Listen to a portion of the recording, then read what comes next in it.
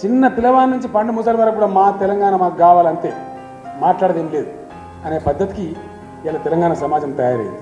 ఇంత తయారైన ఈ సమాజం ఊకుంటుందా? ఇంకోటి మీరు కూడా మనోళ్ళు కూడా ఊకే న్యూనత సంతరించుకుంటారు, లేని అవసరం లేనటువంటి న్యూనత. ఎవడో ఏదో అంటాడు, వానికి మన మీద ప్రేమ ఉన్నది.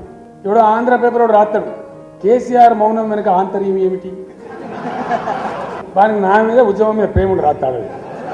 ఇంకోటి రాస్తాడు, ఉద్యమం చల్లబడ్డదా అని రాస్తాడు. ఎచ్చకుండానని మనకు ఉన్న కోరిక. స్ట్రాటజీ ఏంది? అలిసిపోవాలి, మనం బాగా ఉరకాలి. వాళ్ళ బాధ ఏంది? 11 ఏళ్ళ ఇప్పుడు ఏప్రిల్ వస్తే 12 ఏట్ల కదండి. వీడు సాలీయడం వీడు కేసీఆర్ గారు. వీడు ఎక్కడో మళ్ళీ మొదలుపెట్టి మళ్ళీ తీసుకొని మళ్ళీ వేపిస్తాడు. వీడు చస్తాడేమో కూడా చస్తలేడు, అంత దుర్మార్గంగా. ఈ మధ్యన ఒక మిత్రుడు చెప్తున్నాడు, వాళ్ళకి ఎంత కోపం ఉంటుంది నా మీద అంటే, ఒక ఫ్రెండ్తో ఒక ఆంధ్రాని కలిస్తే, అవునండి కేసీఆర్ గారికి చాలా తీవ్రమైన జబ్బు ఉంటారు కదా, ఏడాది కనుక బతకరట కదా.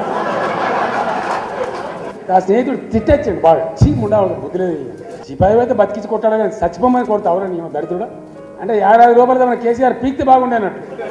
వాళ్ళకి శాపం పెట్టుడు రాదు, కానీ వాళ్ళకి శాపం పెట్టుడు వస్తే ఈ దేశభక్తి శ్రీనివాసు, కేసీఆర్, వి ప్రకాశ్ వీళ్ళంతా రౌతులు కాకుండా సార్ శాపం పెట్టు, శాపాలు పెడుతున్నారు మాకు. అది పెట్టరాదు కాబట్టి పెట్టలేరు, అవి అంత కోపం ఉంటుంది వాళ్ళకి.